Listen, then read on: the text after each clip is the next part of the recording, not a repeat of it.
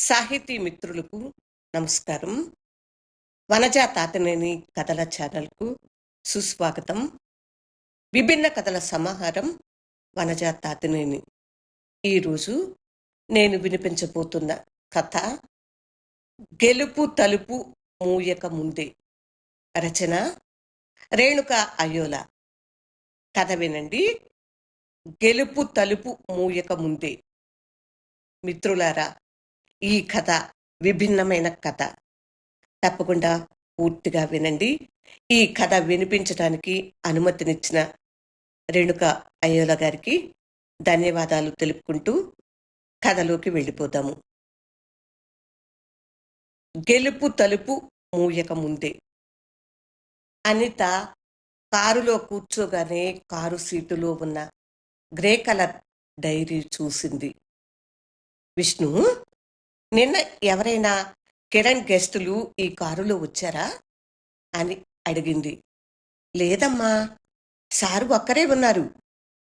మరి ఈ డైరీ ఎవరిది? అయ్యగారిదే మేడం అన్నాడు. డైరీ చేతిలోకి తీసుకుంది. అటూ ఇటూ తిప్పుతూ, కిరణ్కి డైరీ రాసే అలవాటు ఉందా అనుకుంది.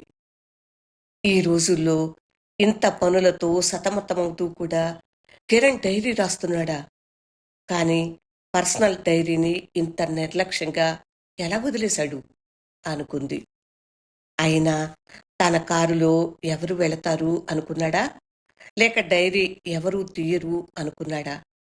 మళ్ళీ డైరీని చేతిలోకి తీసుకుంది. నాకు తెలియని రహస్యం ఉందా? ఉంటుందా? పోనీ ఉన్నా నేను ఎందుకు చూడాలి? చూస్తే తప్పేముంది? నేను తన భార్యనేగా. ఒకవేళ అడిగితే చెప్తాను చూశానని అనుకుంటూనే డైరీలోని పేజీలు తిప్పుతూ చదవటం మొదలుపెట్టింది అనిత. పొందికగా గుండ్రంగా ఉన్న అక్షరాల వెంట ఆత్రంగా ఆశ్చర్యంగా పరుగులు తీస్తున్న కళ్ళకి ఏదో రహస్యం పొరలు విప్పుకుంటూ సిగ్గుపడేలా చేస్తుంది. ఒక స్త్రీ చుట్టూ అల్లుకున్న ఊహలు చదువుతున్న కొద్దీ నెత్తురు చెంపల మీద జరజరా పాకుతుంది. బుగ్గలు వెచ్చబడి మనసు అలజడిగా అయిపోయింది. ఖరీదైన కారు రోడ్డు మీద గుంతల్ని తప్పించుకోలేనట్లే ఇండస్ట్రియలిస్ట్ భార్యగా, అందులో ఒక డైరెక్టర్గా ఉండి కూడా కిరణ్ పర్సనల్ డైరీని చదువుతూ చెలించిపోయింది. ఈ రోజుల్లో డైరీ రాస్తారా? కానీ కిరణ్ రాశాడు. మొబైల్, ల్యాప్టాప్ కన్నా ఇదే అత్యంత రహస్యపు జాగా అనుకున్నాడా? బహుశా ఇలా దొరికిపోతాడు అనుకుని ఉండడు. అతని ఓటమి పెదవుల మీద చిరునవ్వుని మొలిపించిన మనసు మాత్రం చిరాకు పడింది. డైరీని విసురుగా మూసేసి పక్కన పడేసిన అక్షరాలు వెంటాడుతున్నాయి. నయనతార పేరు పదే పదే గుర్తుకొస్తోంది. ఎవరి నయనతార? పర్సనల్ డైరీని ఇంత నిర్లక్ష్యంగా ఎలా మరిచిపోయాడు? అన్నట్లు ఇది కిరణ్ కారు కదూ. తన కారు రిపేర్లో ఉంటే టాక్సీలో వెళదామని అనుకుంది. కానీ కిరణ్ తన కారులో వెళ్ళమన్నాడు. తను ఢిల్లీ వెళ్ళాడు. ఈ రాత్రికి వస్తాడు. డైరీలో ఉన్న ఆవిడ గురించి అడగాలా వద్దా? ఏమని అడగాలి? అడిగితే అనుమానించినట్టే కదూ తనని, నన్ను కూడా. ఆలోచిస్తూనే వేగంగా దూసుకుపోతున్న కారు అద్దంలో ఎన్నడూ లేంది తనని తాను చూసుకుంది అనిత. డ్రైవర్ కళ్ళు కూడా ఒకసారి అద్దంలోంచి తన వైపు ఒక్క చూపు చూస్తూ పక్కకి తప్పుకున్నాయి. నీట్గా ట్రిమ్ చేసిన అందమైన క్రాఫ్, చెవులకి కనీ కనిపించని చిన్న diamond ear rings, jeans kurta, modern comfort dress. ఈ లుక్స్ కిరణ్కి నచ్చలేదా? ఆలోచిస్తూనే ఆఫీస్ ఛాంబర్లోకి అడుగుపెట్టింది. గుడ్ మార్నింగ్ చెప్తూనే అందరి కళ్ళు తన డ్రెస్సింగ్ని మెచ్చుకున్నాయి. ఆ విషయం తనకి తెలుసు. అలా ఉండటం తనకి ఇష్టం. వదలని ఆలోచనలు ఇంకా కిరణ్ చుట్టూ తిరుగుతున్నాయి. వదలని ఆలోచనలలో ఎన్నో ప్రశ్నలు. జీవితం అంటే అన్నీ అమర్చిన విస్తరిలా ఉండాలనే కోరుకుంటారు అందరూ. కొందరినే అది వరిస్తుంది. కిరణ్ జీవితం అలాంటిదే. వరించిన జీవితం సాఫీగా సాగిపోతోంది. మహానగరంలో ఇంటర్నేషనల్ స్కూల్లో చదువు దగ్గర్నుంచి తండ్రి ఇచ్చిన ఇండస్ట్రీ, మోడ్రన్ లుక్స్ గల భార్య అనిత దాకా ధనవంతులే అనిపించుకోదగ్గ జీవితం. అందరూ ఈర్ష్యపడేంత. మరిప్పుడు ఏం కావాలి? అలా అని నేను అనుకుంటున్నానా? తన మనసులో ఏదో వెలితి ఉందా? అది నేనేనా? అన్నీ ప్రశ్నలే. సమాధానం దొరకటం లేదు. పని మీద ఏకాగ్రత కుదరటం లేదు.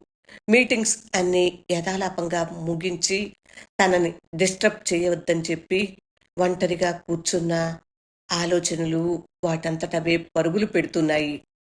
మళ్ళీ కళ్ళ ముందుకి కిరణ్ డైరీలో అక్షరాలు వచ్చి వెంటాడుతున్నాయి. తను ఎదురుగా వచ్చి నిలబడి చెప్తున్నట్టే ఆ అక్షరాలు వాటిల్లో తన భావం కళ్ళ ముందు నిలబడ్డాయి. అనితను అందరూ చాలా అందమైంది, తెలివైంది అంటారు. ఇల్లు, పిల్లలు, భర్త అందరినీ తన చుట్టూ తిప్పుకునే ఓ అందమైన స్కూల్ టీచర్ నువ్వు అని కిరణ్ ఎన్నిసార్లు అన్నా నవ్వేసి ఊరుకునేది. ఇదంతా నా ఒక్కదాని గురించి కాదుగా అనుకుని కిరణ్ మాటల్ని పట్టించుకోలేదు. లేచిన దగ్గర నుంచి మార్నింగ్ వాక్ లేదా ట్రెడ్మిల్ మీద నడకలు శరీరంలో ఇంచు కూడా ఎవరూ పెరగకూడదు. ఇంట్లో ఎక్కడ అనవసరమైన తినుబండారాలు ఉండవు. ఈ పద్ధతి అందరికీ ఇష్టమైనదే. అందుకే ఎక్కడికి వెళ్ళినా ప్రశంసల వర్షం. తల్లి కూతుళ్ళని అక్కా చెల్లెళ్ళ అని, తండ్రి కొడుకులని అన్నదమ్ముల అని. వీటన్నింటి వెనక ఎంతో శ్రమ, ఎంతో నిబద్ధత. కిరణ్ సహజంగా చాలా అందమైనవాడు. దానికి తోడు ఫిట్నెస్, రంగు వేసుకోడు సహజంగా ఉండాలని అనుకుంటాడు. అతని పెప్పర్ సాల్ట్ లుక్ అందరికీ నచ్చుతుంది. అందరూ మెచ్చుకుంటారు. బీటెక్ ఆఖరి సంవత్సరంలో ఉన్న కొడుకు, ఎంబీబీఎస్ పూర్తి చేసిన కూతురు, ఇండస్ట్రీలో చేదోడు వాదోడుగా ఉన్న భార్య. ఇవన్నీ ఇవ్వని సంతోషం. బొద్దుగా జాకెట్ అంచుదాకా ఉన్న జడ, జడలో మల్లెపూలు పెట్టుకున్న ఆవిడ నయనతార. కిరణ్ పెట్టుకున్న పేరు మనసులో తిష్ట వేసుకుని ఆమె పర్సనల్ డైరీలో రోజు ఒక భాగం అయిపోయింది అనుకుంటే మనసు మొద్దుబారిపోతుంది. ఆ అక్షరాలు పదే పదే వెంటాడి వేధిస్తున్నాయి. కిరణ్ డైరీలో అక్షరాలు మళ్ళీ మళ్ళీ కనిపిస్తున్నాయి. హాయిగా సాగిపోయే జీవితం. అన్ని విషయాల్లో తోడుగా ఉండే అనిత. ఇన్నింటి మధ్య చిన్నప్పటి జ్ఞాపకాలే నేను డైరీ రాసుకోవటానికి కారణం. ఇందులో నా మనసుకు నచ్చిన భావాలు అక్షరాలలో నింపుకోవటం చాలా ఇష్టం. ఎదురింటి మాస్టారు గారి అమ్మాయి పట్టు పెరిగిని పొడుగు జడ, బంగారు జడ కుప్పెలు మనసులో ముద్రించుకుపోయాయి. బాపు హీరోయిన్ జడంత జడ కాకపోయినా జాకెట్ అంచులు దాకా ఉన్న జడ. ఆ జడలో మండు వేసవిలో జాజిమాల. ఆ రూపం చాలా ఇష్టం. అనితను అలాగే చూడాలని అనిపించేంత చిన్న కోరిక. ఎవరైనా వింటే నవ్వుతారేమో. భార్యని అడగటానికి మొహమాటమేమిటి? మొహమాటం కాదు, ఎవరి స్వేచ్ఛ వారిది. వేసుకునే డ్రెస్ని కూడా నియంత్రించడం ఇష్టం లేక కూతురు లాస్య, కొడుకు భరత్ అందరూ నీట్గా టీం వర్క్లా కొంచెం కూడా పెరగనివ్వని శరీర కొలతలతో అందరూ మోడల్స్ లాగా ఉంటే చూడటానికి లోకానికి బాగుంటుంది. కానీ నా కోరిక చిన్న జాజి పూల దండ జడలో పెట్టుకోవాలి. ఆ విషయం అనితకి తెలియదు. తెలియాలి అనుకోను. ఒకవేళ తెలిసినా అనితకి ఇష్టం ఉండదు. నేను బలవంతం చెయ్యను. వాళ్ళకి ఆ ఫిట్నెస్ ఆరోగ్యానికి సంబంధించింది. కానీ నేనే వాళ్ళలో ఇమడలేక సతమతమవుతున్నాను అనుకుంటూ నిట్టూర్చిన రోజులు ఎన్నో. కిరణ్ రాతల్లోని అక్షరాలు కళ్ళల్లోంచి చెరిగిపోవటం లేదు. పేజీలన్నీ మనసు చుట్టూ తిరుగుతున్నాయి. మరో పేజీలో ఇలా రాసుకున్నాడు. ఒకరోజు సాయంకాలం పూల బొకేల షాపు దగ్గర డ్రైవర్ నిలబడి బొకే కొంటున్నాడు. సరిగ్గా అప్పుడే చూశాను ఆమెని. కారులో కూర్చున్న నాకు ఆమె స్పష్టంగా కనిపిస్తోంది. కొంచెం బొద్దుగా, ఒత్తుగా ఉన్న జుత్తు, చక్కటి కాటన్ శారీ. ప్రత్యేకమైన అందం కాకపోయినా మనసులో ఆమె రూపం ముద్రపడిపోయింది. కారు పక్కనే ఉన్న స్కూటీ తీసుకుని వెళ్ళిపోయింది. అది చాలా మామూలు విషయం. ఇష్టమైన విషయాలు ఎదురు పడగానే మనసులో అవి బలంగా ముద్రించుకుపోతాయి. నా విషయంలో అదే జరిగింది. మనసులో కోరిక బలంగా ఉంటే అది అయి తీరుతుంది అంటారు. అదే జరిగింది. మళ్ళీ అనుకోకుండా ఆమె కనిపించింది. పింక్ కలర్ కాటన్ శారీలో, జడలో జాజిమాలతో అలా చూస్తూ ఉండిపోయాను. దారికి అడ్డంగా కొంచెం పక్కకి జరుగుతారా? అడిగింది. నా వైపు చూసి సభ్యత మరిచిపోయి ఆమెనే చూస్తూ నిలబడిపోయినప్పుడు చెవులకి ముత్యాల జుంకాలు, మెరూన్ కలర్ కుంకుమ బొట్టు, green colour Bengal cotton sari, అచ్చం సాగర సంగమం సినిమాలో జయప్రదలాగా. అందమైన కాటన్ చీరలు, జడలో జాజులు కాకపోయినా గులాబీ పువ్వైనా ఉండాలి. కళ్ళకి సన్నని కాటుగా, కళ్ళకు తెచ్చే అదనపు అందాలు. నా మనసుకు నచ్చినట్లుగా అనిపించింది ఆమె. అందుకే నయనతార అనుకునేవాణ్ణి. ఆ పేరుతోనే రాసుకుంటున్నాను నా డైరీలో. రోజు ఒక ముఖ్యమైన పేజీలాగా మారిపోయింది. ఆమె కనపడాలని అనుకోవటం, కనపడితే మురిసిపోవటం లాంటి చిన్న చిన్న ఆనందాలు. ఆమె ఎవరో తెలియదు. కానీ రోజు కనపడాలని కోరుకునేవాణ్ణి. ఒకరోజు హఠాత్తుగా మార్నింగ్ వాక్లో కనిపించింది. నా ఆనందం అంతా ఇంతా కాదు. నలుగురు ఫ్రెండ్స్ మధ్యలో నన్ను గుర్తుపట్టినట్లుగా పల్చని చిరునవ్వు. టక్కున పేజీ మూసేసింది. ఇంకా చదవాలనిపించలేదు అనితకి. వద్దు అనుకుంటూనే, సభ్యత కాదు అనుకుంటూనే డైరీలో విషయాలు తలచుకుంటే ఎక్కడో ఓడిపోయిన ఫీలింగ్ అనితని నిలవనివ్వలేదు. సక్సెస్కి చిరునామా తన జీవితం. అన్ని విషయాల్లో గెలుపు పొందటం ఒక మత్తు లాంటిది. ఆ మత్తుని కిరణ్ బద్దలు కొట్టాడా? కిరణ్ మీద అనుమానమా? అలాంటి మాటలు వాడటానికి కూడా మనసు ఇష్టపడటం లేదు. కిరణ్ డైరీ నిండా ఆమె గురించిన అభిప్రాయాలు. ఎంతటి ఆత్మీయులైనా, భార్యాభర్తలైనా, ఎన్ని విషయాలు తెలుసుకున్నా అందరికీ ఒక స్పేస్ ఉంటుంది. ఆ స్పేస్ మంచిదా చెడ్డదా అది ఆలోచించే వ్యక్తుల మీద ఆధారపడి ఉంటుంది. కిరణ్ స్పేస్ ఒక అందం, తను మెచ్చిన అందం. బహుశా నా కళ్ళకి ఆవిడ అందంగా ఉండకపోవచ్చు. దాన్ని అంగీకరించాలా? మనసులో మాట అడిగేయాలా? అవును అంటే అది భయంకరమైన ఓటమా? ఓటమి ఎలా అవుతుంది? అది అతని ఇష్టం. దాన్ని కాదనే హక్కు నాకు ఎక్కడిది? మరి ఎందుకింత సతమతమవుతున్నాను? డైరీలో అక్షరాలు వెంటాడుతున్నాయి. కిరణ్ మనసు అద్దంలో ప్రతిబింబంలా కనపడుతుంది. కల్మషం లేని స్వచ్ఛమైన అభిప్రాయాలు. ఇంటికి రాగానే కూతురు లాస్యకు చెప్పటానికి మొహమాట పడుతూనే చాలా మామూలుగా చెప్తున్నట్లు చెప్పింది. చదివిన డైరీ గురించి, తన మనసు అలజడి గురించి. నాకు నిజం అనిపించటం లేదమ్మా. బహుశా తను ఊహించుకున్న జీవితమేమో. ఆలోచించు. నాన్న అలా ఇంకొకరితో ఉంటూ మన దగ్గర దాచాల్సినంత అగత్యం లేదు. మన ఇంట్లో అందరం ఫ్రీగా ఉంటాము. అయినా ఒకసారి ఆలోచించి ఆమె ఎవరో కనుక్కో. లేదా నాన్నని అడిగేసేయ్. తనే చెప్తారుగా ఏమైనా ఉంటే అంది. ఈ మాట కూడా అవమానంగా అనిపించింది. మీ ఆయన మీద నీకు నమ్మకం లేదు అన్నట్టు వినిపించింది. కనుక్కో అంటే ఆ మనిషి మీద నిఘా ఉంచటమా? నన్ను నేను అవమానించుకున్నట్టే. తెగని ఆలోచనలతో తనకు తెలియకుండానే కిరణ్ని గమనించటం మొదలుపెట్టింది అనిత. అనితలో అంతర్యుద్ధం మొదలు అయింది. అనుకోకుండానే కొన్నిసార్లు కాఫీ కెఫేలని వెతికేది. మళ్ళీ తనలో తానే సిగ్గుపడేది. ఇది కాదు నా వ్యక్తిత్వం అనుకునేది. వెంటాడి నిజం తెలుసుకుని సాధించేది ఏముంది అని బాధపడేది. మరి నోరు మూసుకోవాలా? ఏమిటి ఈ నోరు మూసుకోవటాలు, సాధింపులు? ఏమిటింత పిచ్చిగా ఆలోచిస్తున్నాను అనుకుంటూనే ఉంది. మరి దేనికోసం ఈ తపన? మనసు ప్రశ్నించింది. ప్రతి విషయంలో స్వేచ్ఛ కావాలనుకుంటూనే కిరణ్ స్వేచ్ఛని అంగీకరించటం లేదా? పర్సనల్ అన్నీ, ల్యాప్‌టాప్ దగ్గర నుంచి సెల్ ఫోన్ దాకా అన్నీ పర్సనల్‌గా ఉండాలని, సమస్య వస్తే అందరూ కూర్చొని చర్చించుకోవాలని, ధీమా కబుర్లు చెదిరిపోయాయని దిగులా?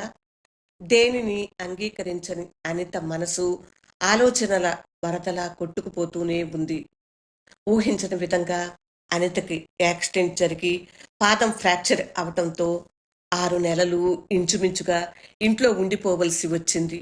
ఆ తరువాత అనుకోకుండా లాస్యకు పెళ్లి సంబంధం రావటం, మగ పెళ్లివారు రమ్మని మరీ మరీ బలవంతం పెడితే అందరూ కలిసి లండన్ వెళ్ళి వాళ్ళని కలిసి రావటం, వచ్చిన వెంటనే పెళ్లి పనులు, ఊపిరి సలపని పనులు. లాస్య పెళ్లి అయ్యాక లండన్ వెళ్ళిపోయింది. హడావిడి తగ్గి ఫ్యాక్టరీకి వెళ్ళటం మొదలుపెట్టాక బ్యూటీషియన్ మేడం ఈ మంత్ అయినా వస్తారా అని ఫోన్ చేసినప్పుడు తీరిగ్గా అద్దంలో చూసుకుంది అనిత. పొడుగ్గా పెరిగిన జుత్తుని పెరుగుతుందని తెలుస్తున్నా కాలు కింద పెట్టలేని పరిస్థితులు. అమ్మాయి పెళ్లి, మెల్లగా సంవత్సరం పాటు వదిలేసిన జుత్తు భుజాలు దాటి పెరిగింది. నెక్స్ట్ వీక్ వస్తానని బ్యూటీషియన్కి చెప్పి స్నానం చేసి గదిలోకి రాగానే మంచం మీద లైట్ పింక్ కలర్ చీర, చాలా పాతది, ఎప్పుడూ కట్టుకోలేదు కాబట్టి కొత్తగానే ఉంది. దాని మీద జాజిపూల దండ. అలా చూస్తూ ఉండిపోయింది. ఈరోజు కొత్త కాదు, ఒక 6 నెలలుగా సాగుతోంది. సీజనల్ జాజులు కాకపోయినా, వాసన లేని కాగడా మల్లెపూల అయినా మంచం మీద ఉంటున్నాయి. కిరణ్ రేపటితో ఇంక వీటి అవసరం ఉండదు అంది చీర కట్టుకుంటూ. ఏం, జాజిపూలతో బోర్ కొట్టిందా? గదిలో లైట్ తీసేస్తూ అడిగాడు కిరణ్. రేపు బ్యూటీషియన్కి టైం ఇచ్చాను. అంటే హెయిర్ కట్ కూడానా? అవును, నా హెయిర్ స్టైల్ అదేగా. ఇలాగే బాగుంది, ఉంచేయకూడదు. ఆ చిన్న జడనే సవరిస్తూ అన్నాడు. మనసులో ఎప్పటిదో కసి అప్రయత్నంగా బయటకు వచ్చింది అనిత మాటల్లో. ఏం, మీ నయనతార మిమ్మల్ని వదిలేసిందా? డైరీ చదివావా అన్నాడు తల కింద తలగడ సరిచేస్తూ. అవును, అనుకోకుండా అంది అనిత. పడక గదిలో అంత నిశ్శబ్దం ఎప్పుడూ అనుభవించలేదు. ఆ తరువాత కిరణ్ బయటికి వెళ్ళిపోయాడు ఏమీ చెప్పకుండా. తను కూడా ఏమీ అడగలేకపోయింది. ఛా, ఎందుకు ఇంత తొందరపడ్డాను? అడిగి తేలిక అయిపోయాను. ఎలా ఉన్న జీవితం అలాగే ఉంది. అదే ప్రేమ, అదే మనిషి, ఎక్కడ చిన్న మార్పు లేదు. ఓడిపోయాను పూర్తిగా. ఇప్పుడు నా మీద నయనతార గెలిచింది. మొట్టమొదటిసారిగా ఇన్నేళ్ల సంసార జీవితంలో జరిగిన వింత. కిరణ్ అలా లేచి వెళ్ళిపోవటంలో అనిత కళ్ళల్లో నీరు రెప్పలని మూసేసింది. ఏడవటం అంటే ఓడిపోవటమే. ఓటమిని అసహ్యించుకునే అనిత కళ్ళల్లో తడి. బ్యూటీ పార్లర్ అద్దంలో చూసుకుంటున్న ఏదో అశాంతి. మళ్ళీ పాత హెయిర్ కట్, మొన్న పెళ్లి కోసం కొనుక్కున్న డైమండ్ డ్రాప్స్ ఉన్న ముత్యాల ఇయర్ రింగ్స్. చాలా బాగున్నారు మేడం మీరు. బ్యూటీషియన్ పొగడ్తా. స్నేహితులు కూడా పొగడ్తలతో ముంచెత్తారు. ఒకప్పుడు ఆనందించే మనసు ఇన్నింటి మధ్య ఒంటరిగా అయిపోయినట్టు అనిపించింది. కిరణ్ గెలిచాడన్న కోపం. మళ్ళీ ఆ నయనతార కిరణ్కి దగ్గర అవుతుందా? అసలు ఎక్కడుంది ఈవిడ? మళ్ళీ అన్వేషణ మొదలా? ఇంత జరిగాక కూడా వెతుకుతుందా? ఒప్పుకోని మనసు ఆలోచనలని విదిలించుకోవాలని చూసింది. కిరణ్ ఫోన్. హలో అంది. ఎక్కడ ఉన్నావు అడిగాడు. పార్లర్లో, పని అయిపోయింది, ఇంటికి వచ్చేస్తున్నా. అనిత, హెయిర్ కట్ చేయించుకున్నావా? అవును అంది అనిత. ఫోన్ కట్ చేశాడు కిరణ్. మళ్ళీ అనిత కూడా చెయ్యలేదు.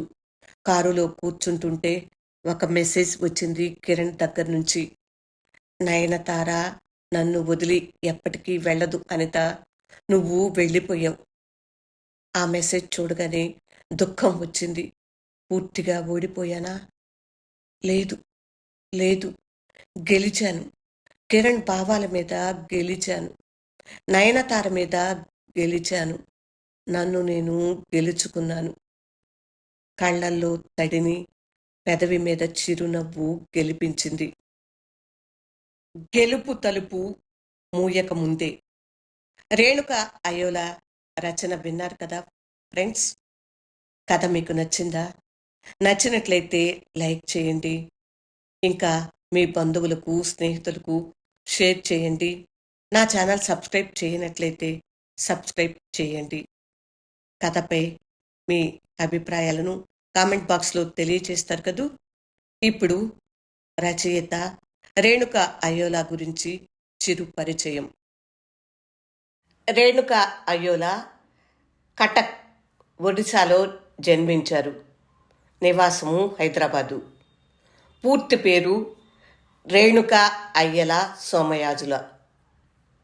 ఇప్పటి వరకు 2 చందమామలు కథల సంపుటి, పడవలో చిన్ని దీపం కవితా సంపుటి, లోపలి స్వరం కవితా సంపుటి, 3వ మనిషి దీర్ఘకావ్యము, అంతఃతీరాల అన్వేషణ రేణుక అయ్యోల కవిత్వము, రచన సౌభాగ్య, ఎర్రమట్టి గాజులు కవిత్వము, పృథ దీర్ఘకావ్యము రచించారు. ఈమె మంచి కవయిత్రి, చిక్కని కథల రచయిత్రి. రాసినది తక్కువ కథలే అయినప్పటికీ మంచి కథలను అందించారు. ఇదండి రచయిత్రి పరిచయము. కథ మీకు నచ్చింది కదా. మళ్ళీ మరొక కథతో త్వరలో మీ ముందుకు వచ్చేస్తాను. అప్పటి వరకు సెలవు. మరి విభిన్న కథల సమాహారం వనజ తాతినేని. వింటున్నందుకు హృదయపూర్వక ధన్యవాదములు. నమస్తే.